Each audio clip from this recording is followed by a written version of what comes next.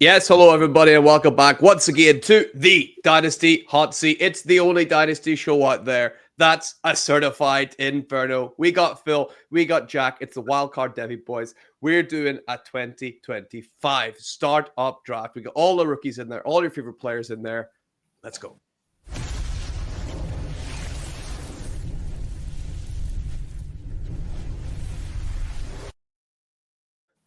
Boys, I'm excited to have you on. How are you doing? Got Phil and Jack, of course. Make sure you're going and follow them over at the Wildcard Devy team. They produce the most amazing Devy content. So these guys, Phil, for you, these are like aging veterans now, right? Especially these rookies coming in, you're like, oh, these old guys, I'm over them. And especially the old vets in the NFL, they must seem like grandparents to you now. That's it, mate. But the good news is, like, we finally know landing spots. We know where these guys are. We know where they fit into the kind of ADP and the larger rankings. So it's just game on now. They're just part of the pool. And, you know, it's time to kind of roll our sleeves up and get drafting. I think that's the most interesting part, like where they fit in now amongst your kind of ADP of all your veterans. And as that's starting to settle, like, we start to get a much clearer picture of where we're at. Jack, the big question for you, of course, is obviously you spent a lot of time with Phil, do a lot of recordings to Phil. How terrified are you that he's going to snipe you on pretty much every pick here? Yeah, that's all right. I think my focus is going to be on where Phil's not going to go. I've got my shares of running backs already, so from my Devy league, so I'll let him take them all in this episode. Absolutely love it, boys. We're going to rock right into it. But first, an important question, because maybe not talked about an awful lot. Phil, I'll go to you first in this one. I'll let you have first pick, just because you're first on the screen here beside me. Yeah, if you had your free reign, what position would you take in a startup draft? So looking at the setup, Max, like I'm a big fan at the moment of taking the back end of the draft, like either slots 11 or 12, and picking kind of around that turn. I tend to find there's value in the quarterbacks that you can pick up in rounds 3 and 4, but the opportunity to land those blue chip skill players on that first turn is just, like, for me, it's where I want to be every time. So if any startups use a derby draft, that's where I'm picking each time. Absolutely. Jack, are you the same, especially with, you'll notice I put in a third round reversal, which seems to be becoming more and more common practice now. Yeah, definitely seems to be the norm, that third round reversal. I do like it. I think it evens the playing field a little bit more. In a dream scenario, I completely agree with what Phil's saying. I'd like to pick at the back end of the first round, but my experience of drafting over the last couple of years is those quarterbacks aren't available in the third and fourth round, certainly in the leagues I'm playing in. So my sweet spot is that pick 6, pick 7, where I think I can still guarantee myself an elite quarterback to kick off a draft. Absolutely love it. All right, Phil, I'll let you claim your position, and then Jack, right after, please claim whatever spot you would like to take, and then we'll get this draft going. Phil, you've gone right in at the 12, and Jack, you're going with that. I'm going 7. Pick 7. Love it, boys. No time like the present. Let's start the draft and see where things rock out, shall we? Jaden Daniels going number 1 overall. And as expected, all these quarterbacks are flying off the board, which puts you on the clock. Jack, you do have quarterbacks available with, of course, the absolute greatest player in the NFL. Patrick Mahomes is, of course, there, along with Jalen Hurts. Brock Bowers all the way up as a locked-in first-round pick now, which is unbelievable. Who stands out to you here and why? Yeah, like I said, I'm going to go with the quarterback that I still have in that elite tier, which is Jalen Hurts, mainly for his rushing upside. And the curveball pick here was obviously Brock Bowers. In a tight end premium league, it's very strong argument to pick him there, and he's gone at pick 9. So but Jalen Hurts, I own in quite a lot of leagues where I've managed to get this kind of position, take the last of those top 6 quarterbacks that I'm interested in. Absolutely. And I did not assign myself a pick, may I say, but Sleeper seems to have forced me into this draft with you boys. So lads, I'm going to play along. Why not? I don't often do this. So why don't I play along with you here? I'm at pick 11 right beside Phil. And I kind of agree with what you boys are saying. I like to lock in a quarterback nice and early, but so many of them have gone off the board already. It is tempting to think about going the other way and getting a quarterback a little bit later. I do love Justin Herbert and Caleb Williams, who are sitting up there. Drake May is also there. I'm going to go and take a flyer here. I think he's going to take a big step up. It might be a bit rich. I'm happy taking Caleb Williams here at 111 because I don't want to be scrambling for quarterbacks later. Any leagues I'm in where you are scrambling for quarterbacks, it is the biggest headache maybe in all of Dynasty Fantasy Football, and I don't want it. So I'm taking Caleb. Phil, you're on the clock now. You've got 2 picks back to back. Where are you going? Yeah, so this is like there's been a recent shift, and it was really prevalent last year. When you look at the top 15 kind of scorers in kind of PPR Superflex leagues, outside of your quarterbacks, there was only Brock Bowers, who snuck in at 15, and Jamar Chase, who cracked that kind of top 15. Every other non-quarterback was a running back. So I just kind of feel like at this point, you need one of those elite running backs. And I want one of them in those kind of first picks. And this just seems like a perfect spot to draft Jahmyr Gibbs. And then on the flip side, on the way back, I'm going to take, like, yes, he's 5 years younger. So to say he's like the kind of dynasty wide receiver 1 seems a little bit of a push.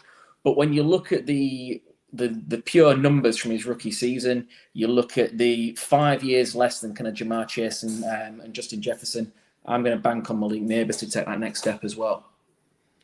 Yeah, he was someone I almost took myself there at the 111 just because of the production. And Phil, with taking a running back so early, does that put you in the mindset now that you're like, right, I'm pushing for a title, or is Jahmyr Gibbs so steady enough that you're thinking, actually, I can continue to build like around younger wide receivers and build it up slowly? Or are you in title mode? Or are you always in title mode no matter what you're drafting? I just want to make sure that, like, in those early picks, like it's studs that are there, and for me, he's got a skill set that is going to make him last. He doesn't do that ground and pound work between the tackles. That's what they've got David Montgomery for. His elite pass catching will keep him fresh. It's a really dynamic skill set, and like I said, I just want to add talent. I want to add talent that I know is going to produce. But what that does now is, unless there's a screaming value, I'm quite happy to wait until round 6, 7 now on a running back and just have that kind of hero guy. Yeah, I'm now on the clock again, and it's between 3 guys for me, 3 absolutely elite wide receivers, and this is kind of the one where they're in sort of the same tier for me, so I would take one day and one the other. I'm going to go for one that traditionally has done just nothing but great things for my dynasty teams in the past. It's between CeeDee Lamb, Amon-Ra St. Brown, and Puka Nacua. I'm going to go for Amon-Ra St. Brown here. I just think he is maybe the most reliable of the 3, although Puka, you could argue, he's gone out for a bit less time, though, so I'm happy taking Amon-Ra. He'll go in my lineup, and an important thing of these picks is you just cannot afford to miss, and I know I'm not missing with Amon-Ra St. Brown here, so I'm delighted to put him in. The other guys fly off the clock as well. Jack, I bet you wish one of them fell to you. Yeah, I was hoping for one of those 3, but rather optimistically looking for one of those top 3 receivers to go. I think there's a bit of an age break to the next wide receiver. AJ Brown is pushing on a little bit. Our good friend Lewis Wood did a great video including AJ Brown and talking about him as surprisingly older than you realize and a bit more experienced in the NFL. So everything in me wants to take a wide receiver here, but I think I'm going to take the opportunity to lock in like Phil said, a hero running back. Have one guy who I believe is going to be an elite producer for at least 3 years. I'm repping his team right here. I'm going to take, I believe, the first rookie off the board, and I'm going to pick Ashton Genty because it's so much fun. That is a fun pick that, not to brag, I'm not going to have many opportunities to take in my actual drafts. With him running on that blue turf over at Boise State, it got me thinking at the Raiders. They should do black turf. That would look sweet, right? How cool would that look? The Raiders run on black turf with silver lines. Jack, are you behind that? I'm absolutely behind that. I think the Smurf turf, what do you call the pit hole? It's so Raidersy. It's a real throwback to Oakland in Las Vegas. It would be great. I would love to see it. Phil, you're on the board. Anyone that you're loving to see still on the board for you here at 3-1? And what are the benefits now of you getting this next pick with this 3rd round reversal? It is a game changer, right? Absolutely, absolutely. And to be fair, what it does is it allows me to kind of use the start that I've had. Like I wouldn't feel brave enough to do that if there wasn't a third round reversal. But there is a little bit of a gap. I mean, there's a break quite blatantly after this guy, so I'm going to lock in Bo Nix. He's playing in a lovely kind of system that highlights his strengths. I think he really showed more than we expected last year. And another year with Sean Payton with some kind of elite weapons like in stocks around him. Like, yeah, QB7 might be a tough finish again, but he's definitely top 12 potential for the next 3-4 years. Yeah, definitely. I think it's one of the ones where, looking back on it, and perhaps you boys maybe had a better idea, obviously, because of watching Bo Nix for longer than others. But now when I look back at it, I go, what was Bo Nix in Oregon? He was a really good system quarterback. Who was his coach at Denver? Goddamn Sean Payton. Why did we not see this coming? Like, who is brilliant at getting quarterbacks to play in their system? Sean Payton. Who was really good at playing in a system? It's Bo Nix. Boys, did you even see that coming from Bo Nix the season he had, or did you think it was a bit of a very, very, very best case scenario for him? He's done amazing. Jack, I'll pitch it to you first. Did you see this coming from Bo Nix? No, he absolutely blew me out the water with how well he did in the 2024 season. I could see his big final year in college coming, fitting in, like you say, to the Dan Lanning system at Oregon. I didn't see it translating, I have to be honest. And we've said previously on our show, quarterback's not the position that either of us profess to be the best scouts at and projecting to the NFL.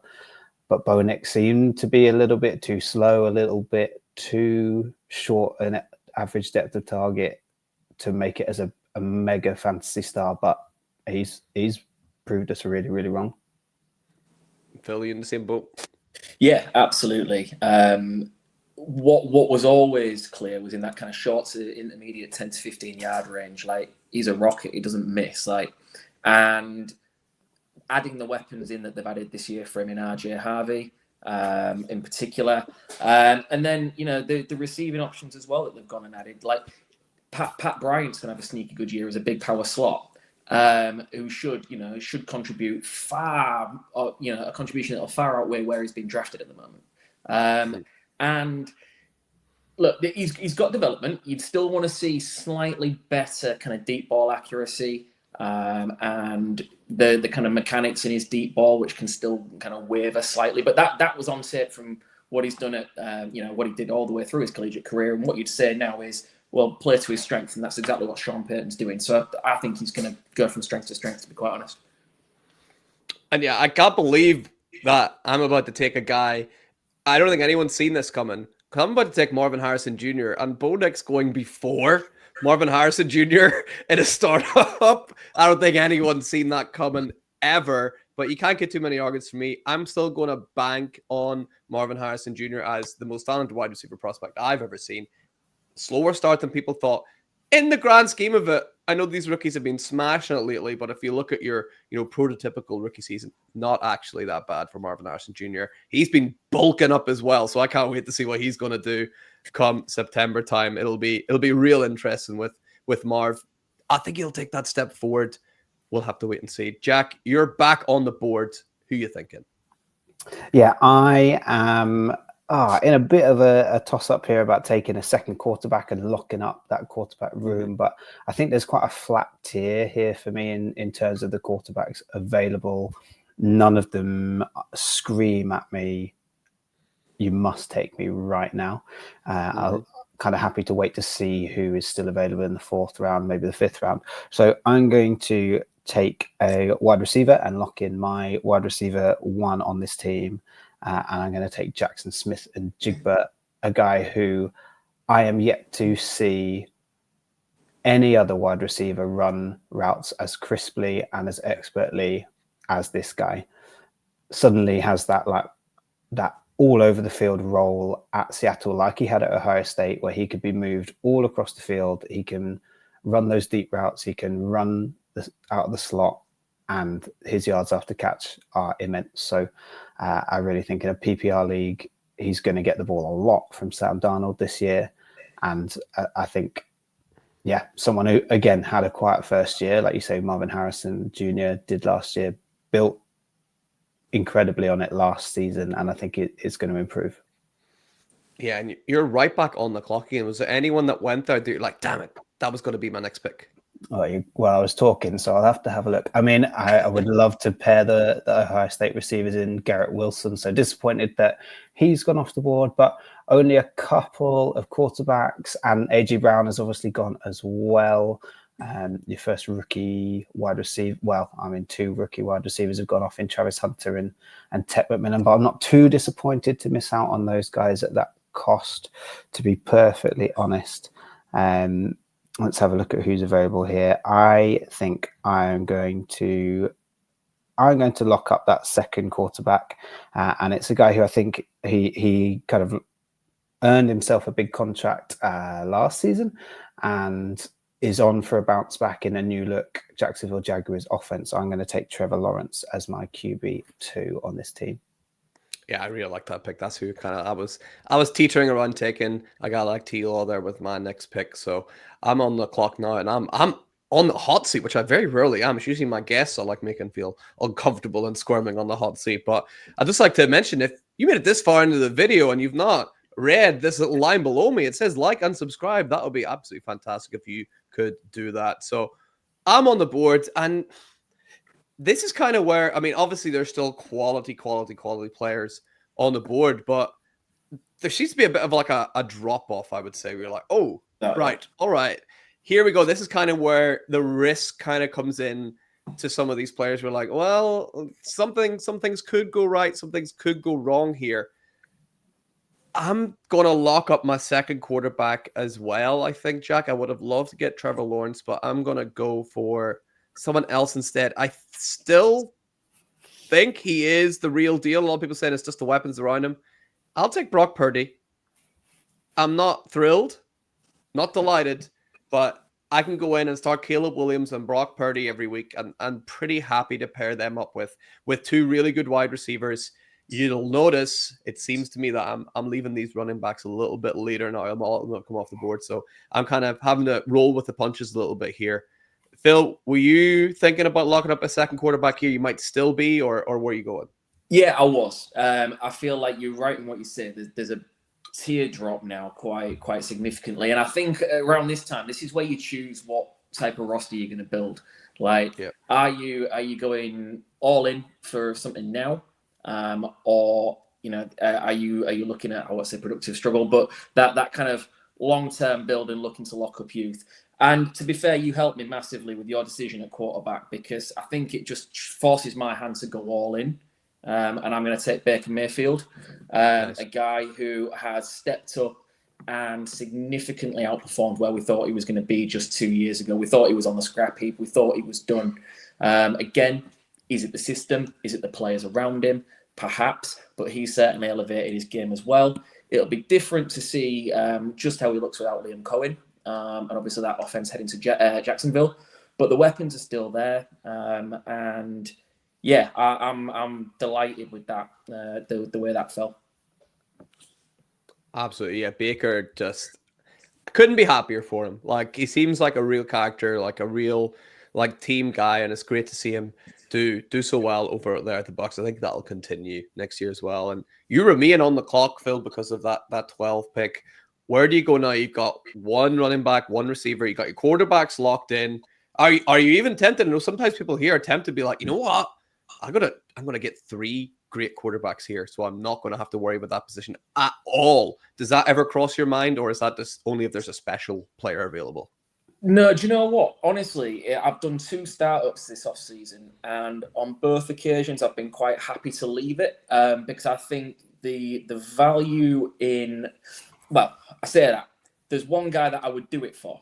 I'm not going to in this instance, but the one guy I'd do it for is JJ McCarthy. Taking JJ McCarthy here is a nice little moneymaker. I think he's going to have a big season. I'm all in on the talent. I loved his college film. The one thing I've kind of taken away from doing the Devy show is you can't always assume a guy can't do something just because he wasn't asked to do it at college.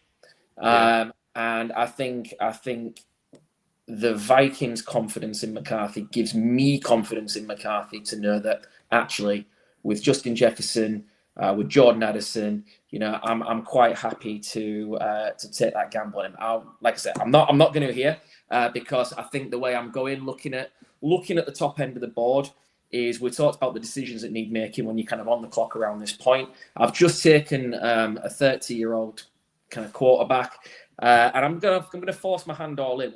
When you look at the kind of wide receivers that are available, there's a Dunze, there's Devontae Smith, Xavier Worthy. They kind of go younger. Yet there's a couple of highly productive running backs. And if I want to force my hand all in, I'll take the Sean McVay guy in that kind of short-term window and really kind of push my chips in. Yeah, he's someone I've doubted forever. He continues to be good despite what I see. I just don't see a good player, but he keeps producing. So I kind of look like I got egg on my face, but he gets fantasy points for you. I still think there could be a time when Sean McVay just kind of goes, nope. I mean, he's brought in a couple of guys this year. We brought in Blake Corum last year, but nothing happened with that. He brought in, who did he bring in this year? He brought in somebody else, right? This year he brought in Jack Thompson, didn't he? Yeah, so there's a couple of guys that might, but Kyron keeps winning out, so I like it. I'm gonna go running back as well here, although JJ McCarthy was in my sights as well. I'm gonna go with someone who I think has been maybe slightly slept on. He's been really productive for years now. I really like James Cook.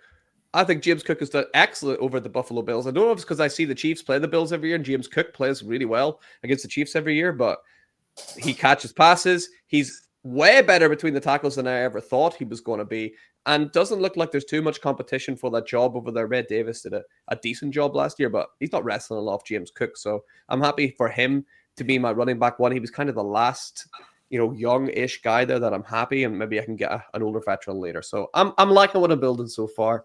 Jack, you're back on the clock here. You got one running back, one receiver, and you got your two quarterbacks locked up, which is great. Where are you going next? Yeah, I'm going to go with a wide receiver that I think has kind of fallen down draft boards, certainly fallen down this draft board, and probably should have been snapped up a little bit earlier, probably because of an injury he suffered last season. I'm going to take Jalen Waddle to be my wide receiver 1B, really. I think he's got a similar profile to Jackson Smith and Jigba from a fantasy perspective, someone who I think you can rely on pretty heavily now that he's back from injury to produce for you. Do you see him becoming more like he was in his rookie season now with whatever the hell's going on with Tyreek Hill, or do we fall for these Hill shenanigans every offseason and then he's actually the guy anyway? A little bit of both. I think we fall for these shenanigans with Tyreek Hill. I have no idea what his expiry date is for fantasy.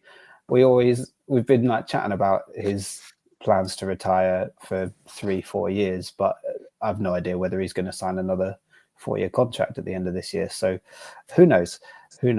But I do believe that Jalen Waddle has the prowess to establish himself as the go-to guy for Tua. I think he plays a much more versatile role than Tyreek Hill can do now, maybe at the age that he's at, and obviously his mega stardom is his pace, and Jalen Waddle's a little bit more crafty, a little bit of a different type of receiver, and I think he can get back to that rookie season profile. Love it. And you're right back on the clock again, Jack. Where's going next after Jalen Waddle? I am. So let's have a look at who's gone. A couple of the only running back I was really considering at this point was Quinshon Judkins. If I'm going to take a second running back this early, it's going to be another young one who I think's got a few years left. So a bit disappointed to see him go. I think the Browns are going to have to give him a lot of touches of the ball early on. So I'm going to take one of the other wide receivers that I was toying with here. I think Xavier Worthy really has the opportunity to take another step forward. We saw him really excel towards the back end of last season, and I think that draft capital is really important, and his usage in that system will only grow. I think that the role he's got is one that the Chiefs will want to enhance. Yeah, where they really started coming on, especially with Rashi Rice being unavailable. Obviously, Kelsey taking a bit of a step back. You loved what you've seen with, especially in the end zone. Really effective there. Not really something I thought I would see out of him, but really, really effective in the end zone, which is obviously gold for fantasy football. So love that pick of Xavier Worthy. I am massively biased though. And now this is my crossroads. Because Phil, you kind of talked about this is where you shape the team. And I've got a massive, massive decision to make because I've got two words staring in my face that really determine the direction I go. And those two words are Derrick Henry. Because if I take Derrick Henry, my entire shift goes one way only, and it is towards winning a championship in the first season. And then I look at my alternatives. Could I go and pick up another quarterback? Guys like Tua are there. Jackson Dart is there. I'm like, okay, all right. With Henry, there's another running back there who I'm like, okay, but it might be maybe too soon. I might be able to get him on the way around. Wide receivers, Terry McLaurin, Tyreek Hill, George Pickens, and Metcalf. None of them fill me with, excitement, really. So I think I'm going to hit the big nuclear button. I'm taking Derrick Henry, and I'm going for it this year. Phil, what do you think? Did I make a mistake there? What's going on? If you hadn't have taken him, I'd have done exactly that. Jack's nodding because he knows I'll knew it. Back, but ultimately, like you're right in what you say. At that point, you're going all in on the big guy who is probably going to rumble for 1,500 plus again this year. And he's ageless, isn't he? Like we keep expecting to see the drop off, but he just plays in such a way that he feels like he's going to be around forever. Yeah, he's an absolute monster. You were going to take him, so you got a bit of readjusting to do on your draft board. Who's standing out to you? Yeah, but you've probably done me a favour as well, because what I can do now is I can add a little bit more balance to how this team's looking. And I'm going to start off with Terry McLaurin to be my wide receiver 2. I realise this team is going to be geriatric potentially by the time it finishes. I even took an old first quarterback. What was he, 25 when he came out in Bo Nix? So age is certainly not working in my favour. And that gives me, an interesting pick now, because there's tight ends on the board, and tight end dries up quick. If you don't get one of the guys at the top, it really is a crapshoot, and you fade it to the very end. So I'm looking at this now and going, right, you've got Colston Loveland, who is an elite upside player. He's going into an offense that's very, very crowded. He also doesn't kind of fit my timeline in terms of youth. And this might feel like a little bit of a reach, but he's not making it back around to me. I'll take George Kittle because we know the production's going to be there. I've got my tight end 1 locked in. I can play around now and draft as many wide receivers, running backs as I want. Yeah, love it. You need that elite tight end there. And that's kind of what I'm thinking is like, do I roll the dice here on a guy like TJ Hawkinson? I mean, he was injured last year, but when he plays, he is elite. I think I'm just not quite happy taking him now, because now I've gone down that I want to win championships route. My mind's on running backs because I'm going to need them. I can't really trust that James Cook and Derrick Henry are both going to stay healthy the entire season. So I'm going to go ahead and do it. It's early. I don't care. I'm taking my guy. RJ Harvey is coming off the board, guys, because he's going to come in. He's going to be the running back 1 for the Sean Payton offense. That has proven to be just diamond dust for fantasy football. If he can sprinkle even a little bit of that in my team, I am so delighted. I'll take RJ. It's a bit of a risk, but I'm going for it. I'm going for it. Boys, I've spoken enough about RJ Harvey on this channel, probably. Jack, do you want to maybe sprinkle a little wisdom on RJ Harvey? Did you like him in college? Were you surprised he went so early? And what do you think about his future? Yes, I loved him in college. Yes, I was surprised he went so early, but not because he's not talented enough, because of certain other factors around him.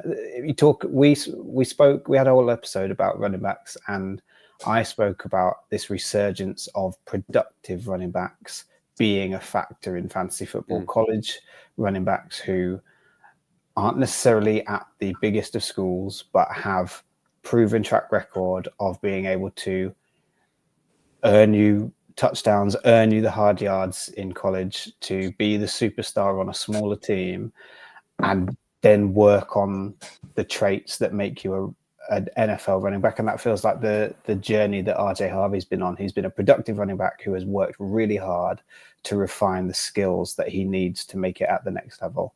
And I just love this guy, the UCF running back who powered me to 2 college fantasy football titles back to back. So no arguments with that pick from me. I'd have been taking him here if he'd landed in my lap. So I love it, but sadly, I did snipe you, unfortunately. I'm very sorry about that, but you are on the board. Who are you taking now? You can't get RJ Harvey. Yeah, now I can't get RJ Harvey. I think I'm going to lean on those wise words that Phil had for us about the tight end position, and I'm going to take that upside Colston Loveland play. It's a little bit of a future building for the future role, but I think my team's in a good position for that. He's someone that could step in and be a tight end 1 straight away for fantasy. He's probably not going to threaten the top 3 or 4 to begin with because he is going into such a crowded offense, but someone who I despairingly had to watch quite a bit of for Michigan as an Ohio State fan. He is a really, really talented tight end. Yeah, you can't hate on that, getting someone locked in there. And what great timing. Because if you look who's gone after, Hawkinson went, Kincaid went, Andrews, who was going to be my pick, he went as well. And you're right back on the clock. You got to be feeling good about that, setting a run and getting positional need filled up. That's one of the better feelings in fantasy football, right? When you set a run, you're like, yes, I think I made the perfect pick. Yes, I don't want to be scrambling around. If those 4 had gone before it came back to me, I would feel very different to landing Loveland there. I don't usually like to take a tight end this early, but like you say, it dries up so quickly, and he's so young. He's fresh rookie into the league, can be Caleb Williams' best friend. So yeah. And with that pick, I've probably ruled myself out of some of the guys that are available here. So someone like Mike Evans is going to be we're pretty certain he's going to be a really productive wide receiver for at least 1 more season in Tampa Bay. But it's not a longevity pick. Kind of considering another quarterback, but there isn't really one here that I'm confident is going to be a starter in 3 years' time, maybe even 2 years' time. You've got players like Jackson Dart, who obviously has the round 1 draft capital. Maybe I should learn my lesson from what happened to Bo Nix and snap him up here. Justin Fields, a guy who, again, there's no guarantee that he's going to be a starting quarterback in 2026. Sam Darnold, I think I'm going to hand over to somebody else if they've got more information on what his contract is like, but it feels like he's 1, maybe 2 years front loaded on that contract. Yeah. I'm not sure. I don't think he's not been locked up long term, has he? Like that would be there's got to be a get out for him, I'm sure. Yeah, but then again, I'm not sold on any of the wide receivers. They're not shouting at me right here. Jaden Reed could slip anywhere into that Green Bay pecking order. I don't think we know at all who's going to be the top dog there. So maybe I'm going to take a dice roll on one of those rookie wide receivers, and I'll take Jaden Higgins, who went to Houston in the 2nd round, I believe, and is a player who I think my Patriots were interested in, and were a little bit disappointed that he went and then took Travion Henderson straight after. So I'm not complaining in the slightest. I'm absolutely delighted with that. But I think Higgins Houston are looking for another wide receiver to be the 2 behind Nico Collins. And with Tank Dell out injured, there's a real opportunity for immediate production from Higgins as an outside receiver. Do you think, that's going to just free up Nico Collins a bit to kind of, we spoke about Jackson Smith and Jigba earlier being free to move all over the field. Think that's what they're going to try and do with Nico Collins now, with Higgins kind of being cemented in Nico's older kind of role? Yeah, I think that certainly could happen. I don't think Higgins can be that player. I think Higgins is a boundary receiver. So if he impresses in camp and cements himself as a starter, then yes, you can see Nico Collins all over the field. And I think, that's great for both of their fantasy values, because you can't really leave Higgins one-on-one too many times, but you definitely can't leave Collins one-on-one too many times either. Yeah, it's really exciting for their wide receiver room. And I'm back in the board. I'm cursing you a little bit, Jack, because you had to utter the words Mike Evans, and we all know what happens whenever players' names are said out loud. They do go off the board, because that would have been absolutely perfect for the squad that I'm trying to build here. So I have to readjust a little bit. I have to think about what's going on. I do want to add another wide receiver for sure, but I'm in the same dilemma as you. I'm not taking Jaden Reed or Josh Downs here. That just does not fit my mold at all. So I might have to wait a little bit. Chris Godwin is sitting there, but lads, I just don't trust Chris Godwin to finish the season anymore. I just can't do it. So if I'm pushing for a championship, he's going to let me down. So this is where I'm looking. Tight end, Kyle Pitts, talk about being let down. Can't really go for him either. So I guess I'm going back to the running back well for the fourth pick in a row. I'm just going to go ahead and take a guy. If he's healthy, he's going to be a running back one. It's as simple as that, because if he's healthy, he's always a running back one. He is maybe underappreciated as perhaps the greatest, in my opinion anyway, the greatest running back of the past 10 years we've had in fantasy football. Alvin Kamara is going in my team with a big smile on my face, because he's going to get me points. Like, it's as simple as that. Yeah, it's he when he finally hangs it up, we are going to look back and put him in the Fantasy Football Hall of Fame. He was a third-round running back in a heavy class, and he's going to outlast them all. And yeah, he wins in a way that made PPR running backs cool, and kind of made PPR a desperate thing, and completely shifted the landscape. And I'll forever be indebted to him for having him in one side on that Christmas Day game when he put 6 touchdowns in. That alone will always hold him, special to my heart. So yeah, great pick, because again, it's where I would have gone. Yeah, delighted to get him up. And Phil, you're on the clock now. You got 2 picks back to back. Where are you going? Yeah, and like I said, all of a sudden you get to here and things tend to dry up slightly, and it's now looking at how you want the shape of your roster to go. And again, the same reasons that you're not overly confident in Chris Godwin, I completely agree. So then you start scrolling down that wide receiver list and going, what does ADP really matter? There's one guy who is going to be clutch. He's going to come up trumps for you. He's in a much better situation. I'm going to take Devontae Adams. Love it. I see Jack shaking his head as well. He knew it was coming, did you? Nah, he thought I was going to take Trey Harris.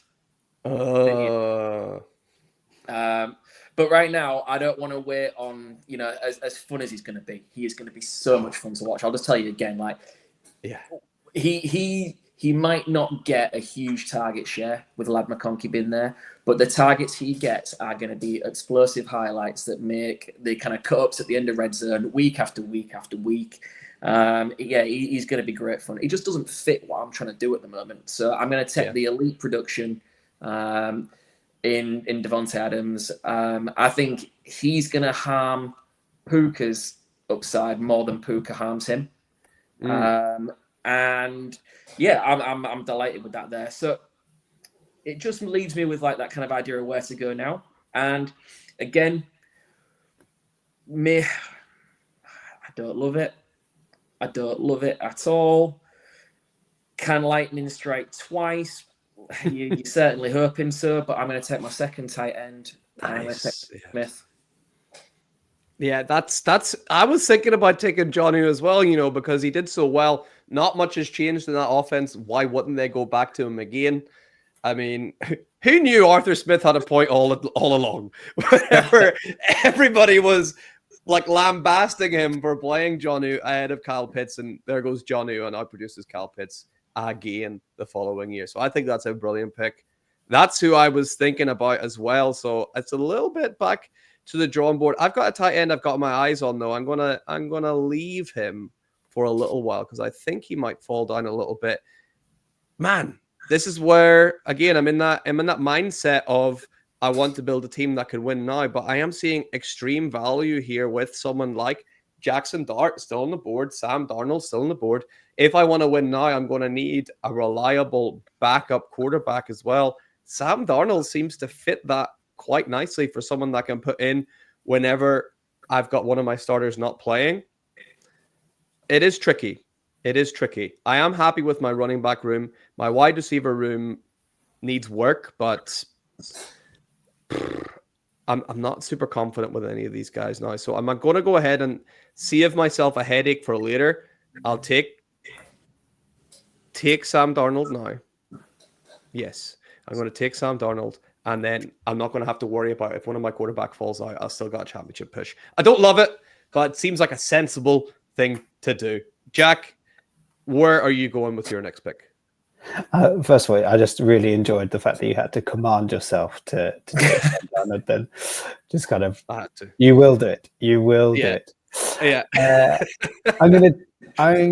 I think my team is now at a pivot point 2 where I've kind of gone away from what you guys are building in terms of a win now, running back heavy, age doesn't matter so much philosophy. And I am going to take the quarterback with first round draft capital that the Giants appear to love, and that buzz around Jackson Dart really started to heat up at the end of the draft evaluation process. I'm going to take a swing here. I feel like in the what we're in now, the 9th round, the 10th round, we're in the 9th round, getting a round 1 draft capital quarterback in the 9th round is too good value to pass up for a team that is kind of set with 2 mid-20-year-old quarterbacks. So I'm not desperately in need. So if this blows up in my face, it's not the end of the world. I think as a player, someone who fitted very much into Lane Kiffin's offense in a very quarterback-friendly offense. So a lot for Jackson Dart to learn and to prove to me that he can be a franchise quarterback. But gosh, he's going to the place where the pressure is going to be right on him. So let's hope that he is a guy who really turns into diamonds under pressure. Yeah, and pressure right back on you as well, Jack, as the draft swings right back around and you're on the clock once again. Who follows Jackson Dart as more tight ends come off the board again?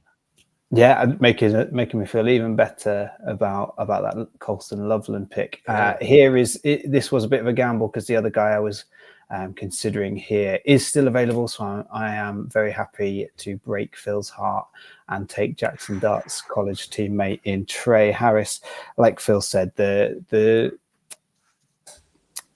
target share isn't necessarily going to be what you want in an offense that is going to be run heavy under Harbaugh and has Ladd McConkey operating across the middle. But Trey Harris is a touchdown machine on any catch. He could go to the house on any route that he runs. Yeah, absolutely. That's who I was going to go with. I think if he fell to me as well, I'd be quite delighted to take a guy like Trey Harris for sure. And I'm on the board now, man. Again, I've got 2 players in mind. I am going to, at least ADP wise, I am going to overdraft both of these guys, I think, but I'm going to be very happy to have them in my starting lineup. Starting up with my wide receiver 3. It has taken me a little while to get there. I'm torn between 2 guys. I'm going to go with the one I think is going to have the better season. Calvin Ridley seems to be the locked-in wide receiver 1 over at the Tennessee Titans. I don't see how he doesn't have a good season. Cam Ward coming in should do respectably well in his first year. And if he does, Calvin Ridley's going to be a big reason. Starting wide receiver 3, he should outproduce that in terms of fantasy finish, probably finishing as a wide receiver 2. So that's what I'm looking for. I'm looking for instant profit on draft capital versus finish. So I'm happy putting in Calvin Ridley. And Phil, that puts you back in the clock. Yeah, and just to say, I think that's a good pick. Like when health and availability has been his thing. When he's played a full healthy season, he's always been no worse than a bottom end wide receiver 2, high end wide receiver 3. So at this point, yeah, it's a solid pick. I've got a couple of ways to think about going. I think first things first. Now's the time to lock my backup QB in. Again, if I'm making that push at a championship, I want someone who can come in and perform at a high level. So I'm going to take Matt Stafford. Just seems to make complete sense at this point for the build that I've gone with. And then there's a couple of options now. So I took Terry McLaurin earlier, which is giving me great hesitation in taking Deebo Samuel. But I was listening to something earlier, and you're going to have to help me fill in the blanks for the names of the guys that have gone. Now, De'Ami Brown has gone from Washington from last season. He took 40 he got 40 receptions last year. There was another name that's going to escape me now, annoyingly, who had between 60 and 70 targets in that offense. Wasn't like Jahan Dotson, was it? He left mid-season, did he? Possibly. But either way, the point that they were making was there was over 100 vacated targets in that offense. And let's be honest, he's the chief addition in free agency. He is probably going to stand to see an awful lot of those.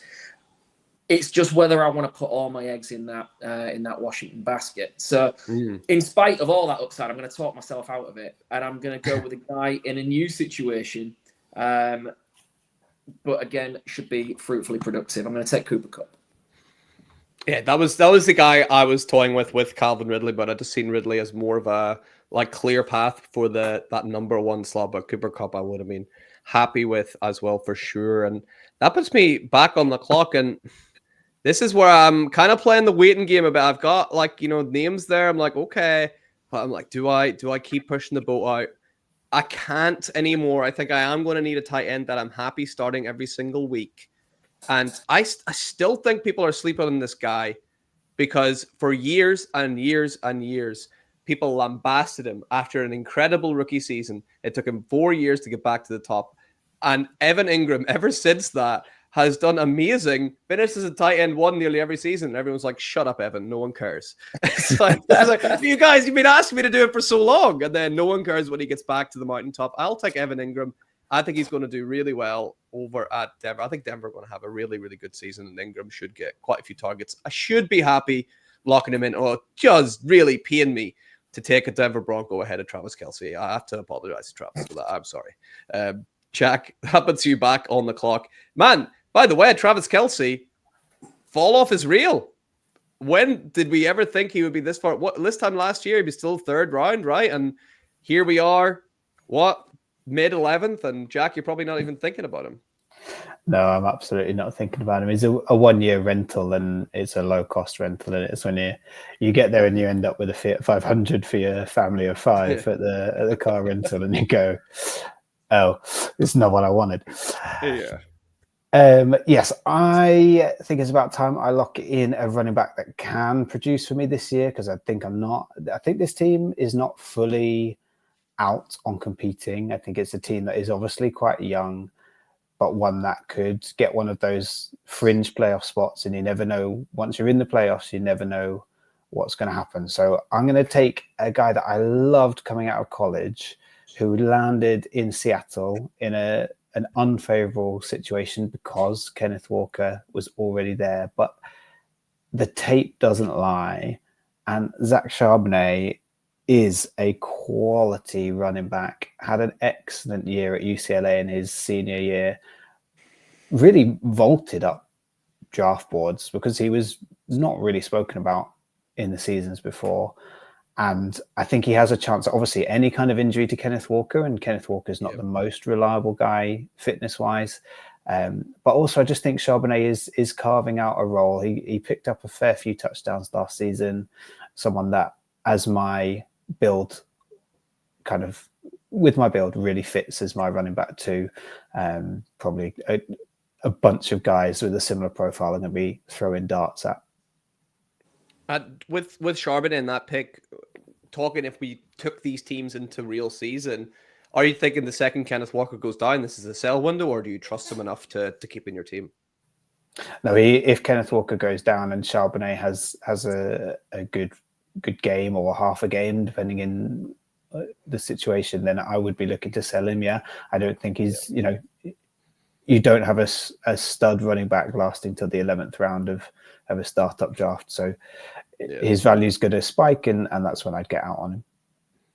Absolutely. So Phil, that puts you back. No, sorry, Phil, it doesn't. Now you're got to wait, Phil. Apologies, because Jack is still on the clock, and then it's me after. So actually, you're going to wait quite a while. Jack, you're right back on the clock after Zach Charbonnet goes. And again, look at you. You're like the Pied Piper here. Another run of running backs immediately after you took Zach Charbonnet. Got to be feeling pretty good. Once again, do you go running back again here just to really drive the knife in, or are you going somewhere else? Yeah, I'm really glad to have started the run, but I kind of wish some of those guys were still available at this pick. Trey Benson would have been my next running back. Someone again who has the opportunity of the profile. Should the James Conner train fall off a cliff, which could well happen. A guy that I absolutely love, has done me so well on many fantasy teams, but it's got to come. It's got to hit a brick wall at some point. The value I have here is a wide receiver that actually probably doesn't serve my team. Don't you dare do well. It. Don't you dare do it, Jack. Super well. But with the outgoings in San Francisco, I think Juwan Jennings is a real value play for this season.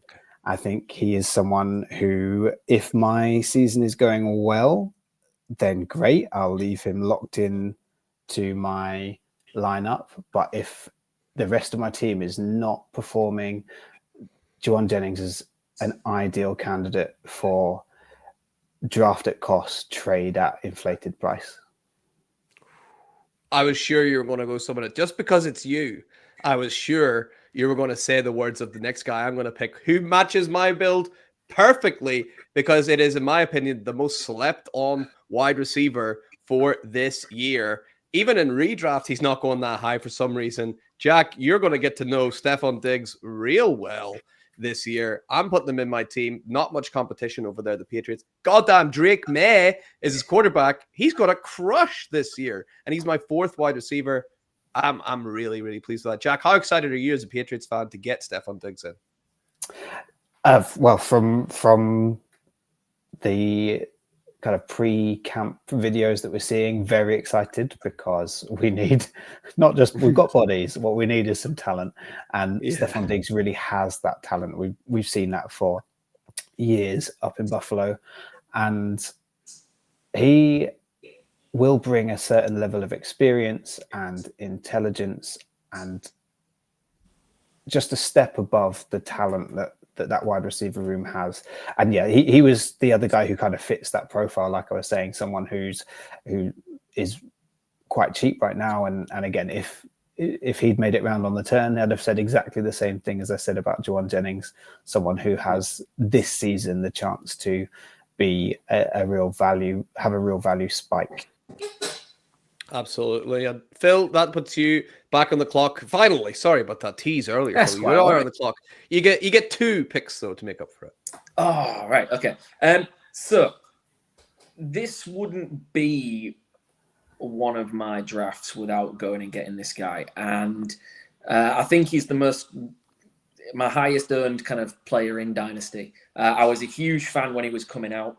So far, he's kind of flattered to deceive, but there was a 4-week stretch where I think he was the wide receiver 1 in all of fantasy football. And again, there's just a distinct possibility he doesn't make it back around to me. So I think the Browns are going to be playing from a lot of negative game script. And I think they're going to have to put the ball in the air. And I want a big guy to come down with it. I'm going to take Cedric Tillman.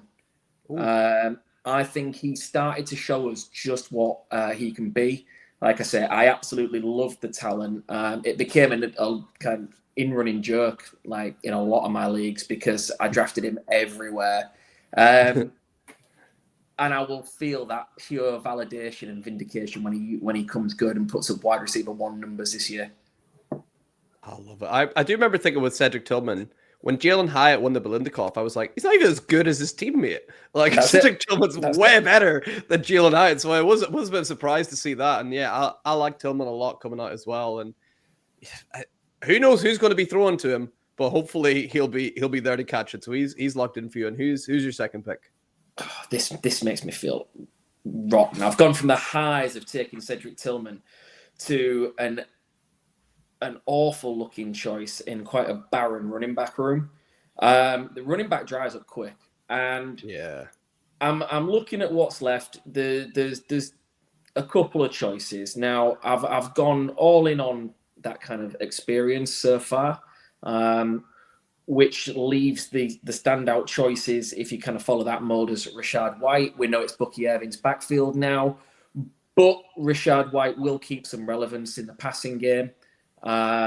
He seemed to just do enough to be a little bit of a pain in the ass for any Bucky Irving owner. And I think I don't see that going anywhere. It's Bucky's backfield now, but Rashad White will probably just always be enough to just be a bit of a twat. But then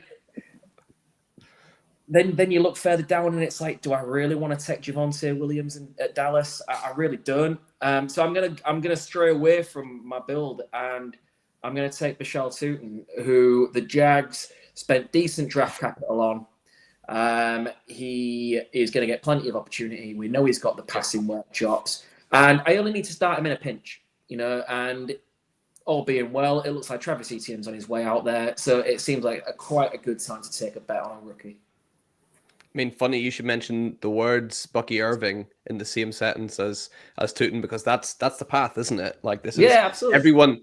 Everyone who's seen it last year and even the year before, everyone's like, Rashad White's dog shit. Why is he still playing? Like, he's not very good, and someone's got to take over him. And Etienne, maybe not that level, but he's very passable, and Tootin's a real fun, explosive back, so he's definitely got a chance, and that could be an absolute gem of a pick for sure.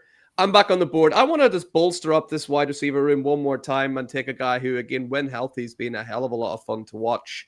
Rashid Shaheed, the official sponsor of the now RIP Fantasy Wildcard Rewind show. I still remember Rashid Shaheed's going in my team. He's a lot of fun when fit and healthy. He was another one that for a stretch was right up there at the top echelons before his injury. So hopefully he can hit the ground running again and help my team out. And Jack, that puts you back on the clock for back-to-back picks. Yeah, I am going to take a wide receiver here too. I'm leaning into the youth of this team now. There are quite a few value wide receivers available that I think, again, we spoke about Jennings and Diggs, and maybe we'll chat about them if they get picked. More veteran wide receivers who could be a one-season wonder still. You've got people like Amari Cooper still doesn't have a team. Keenan Allen's still available. You've got some kind of pedestrians, not fair, but middle of the range wide receivers like Rashad Bateman, who will pick up some fancy points for you when you need to start him. But is that unfair on pedestrians? Sorry. I am going to pick the more exciting wide receiver, in my opinion, certainly for my New England Patriots, and that is Kyle Williams, the guy who is an absolute value in all rookie drafts where people are looking at ADP. Kyle Williams is an absolute steal because his ADP is still not adjusted to that day 2 draft capital. Was he the guy that random journalist said was the second best wide receiver in the whole of college football? That team guy, right? Yeah. He had some wide ranging evaluations, let's put it that way. And I think most of us will have seen that clip of him ripping through Colorado's defense and Travis Hunter looking a little bit bewildered by him. I mean, it was only one route, so we can't put too many eggs in that basket, but someone who I think really has, again, like we said, Diggs elevates the talent level in this New England Patriots wide receiver room. I think Kyle Williams does too. Well, if ripping Travis Hunter is your theme, you're going Alec Iomanner next to it. I can feel that. I mean, I own a lot of Iomanner because of Phil hyping this guy up, and he is in consideration here. who's gone, oh, I was hoping that Jaden Blue would make it back to me. I really have tanked this running back room, and so there's no reason to stop. So I am going to take Eric Iamanar out of Stanford, and yeah, well, I'm really leaning into youth more than I thought I would. Yeah, you gotta roll with the punches for sure. And I'm back up on the clock again, and this is where kind of from this stage on, I'm kind of happy with the amount of positional value I've got. So I'm looking to win now. I'm hitting running back as much as possible. We've only got 15 rounds in this mock, but if it went on for 20, I'd just be going running back. Javonte Williams staring me right in the face. I gotta go with him. Like, he's a guy that's got a chance to be the starter over at Dallas. In his head, Dave, man, I love me some Javonte Williams when he was over at North Carolina with Michael Carter. That was a hell of a show. Maybe he's going to be fit and healthy. I don't know. But he's got a chance, and we all know that Jerry's quite stubborn. So if he ends up starting, he might keep that job for the rest of the year, which is just going to be fine to tick over fantasy points. So I'm happy putting them in. You're back on the board, Phil. Is this your last two picks, actually? So let me see. Picks. The last two. Picks. Where are you going? Right. This one will feel like an overdraft based on ADP, but there is only 15 rounds. You could probably save it and get him in 2 or 3. But I think people have forgotten this guy exists because he spent last year out injured. But there's a running back on the board who in 2023 averaged just under 9 yards a carry. He was that damn explosive before he blew out, before he went down with a knee injury, and that's Keaton Mitchell at the Baltimore Ravens. The Ravens run the ball at an unbelievably high rate. And yes, they've got Derrick Henry, but they are going to want to kind of bring this guy back into the game. And at this point, listen, there'll be people watching thinking you've overdrafted him. Yeah, but I've also put him back on your radar and your thought process. So thank you later. Absolutely. Keaton Mitchell, yeah, he was a hell of a lot of fun when playing, so it'll be great to see him back on the field next year, hopefully fit and healthy. And who is the final pick for you in this draft, Phil? Yeah, healthy again, I believe, after disappointing last season. And again, shout out to Lewis. Lewis actually mentioned him in one of his videos that he dropped today. I'm going to take Hollywood Brown. There's a role for him in that Chiefs offense. And as long as he can prove he's healthy in round 15, he's well worth the gamble. Absolutely. Lewis rocking the glasses in the latest video as well. Intelligence just went up 2 points, I think, just from that alone. I absolutely love it. Yeah, shout out to Lewis. If you're not subscribed over at Fantasy Pancake, I could not recommend that anymore. And I'm back on the clock for my final pick, and I'll have a little glance over at the wide receivers just in case, but I'm sticking true to just collecting as many running backs as possible here. I'm going to take a little bit of a gamble here because who knows what's happening in this backfield, but we kind of seen Isaac Guerendo take over for a little bit before his injury. So I'm hoping, if things don't work out with Christian McCaffrey, then Guerendo's going to be the same guy again. I know they drafted Jordan James and a bunch of other guys, but Guerendo certainly has the biggest explosion on any of them. So I'll take a little gamble on Guerendo in the 15th round for sure. And Jack, you got one more pick. Who's it going to be? Yeah, I'm going to take a running back finally. And I'm going to take a guy. We mentioned him earlier with the James Cook situation. I'm going to take Ray Davis, a guy that he had two games where he had kind of starter level snaps, and he was a running back 2 in both of those weeks.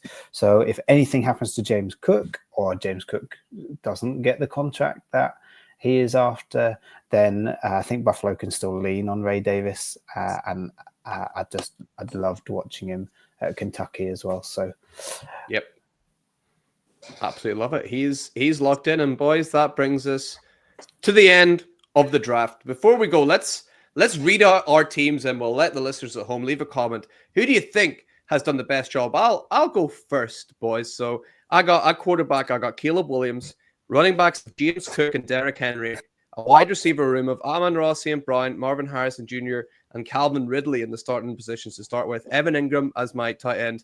RJ Harvey, Alvin Kamara in at the flex spots. But I could switch in Stephon Diggs for sure. And then my other quarterback in the super flex is Brock Purdy. Pretty pleased with that overall. Phil, who have you got?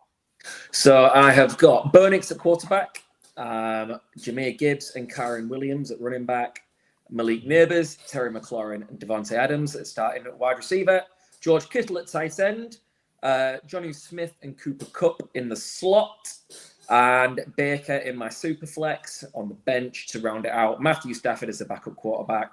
And then some high upside younger players in Cedric Tillman, Bashal Tootin, Keaton Mitchell, and then Hollywood Brown. Love it. Jack, who you got?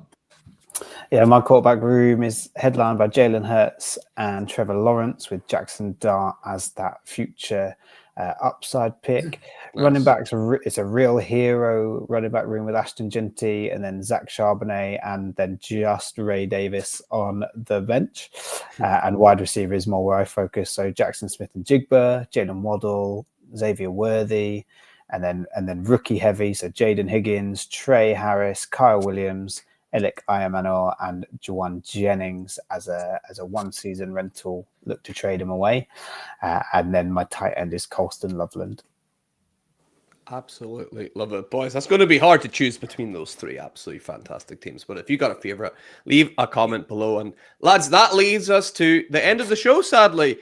Before you go, can you just remind everyone, Phil, where can they find all your great stuff online? I know you boys both do amazing stuff at the Wildcard Devy show. Yeah, absolutely. So at Wildcard Devy on X, and obviously, the stuff that drops on YouTube via our Fantasy Wildcard channel. And then any written content, go check out In Between Media, and obviously on Twitter at PoshPlayersFF.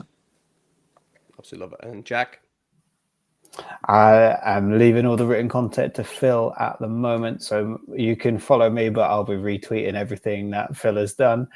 So yeah, catch us on the podcast on YouTube or on X at Fantasy Wildcard. Absolutely love it, boys. A pleasure as always chatting to you. Thank you so much at home. Remember to like and subscribe to become certified as well. Don't forget that. And for anything Dynasty you need to know, you want to keep it locked on the Certified Inferno. We'll see you very soon. Bye.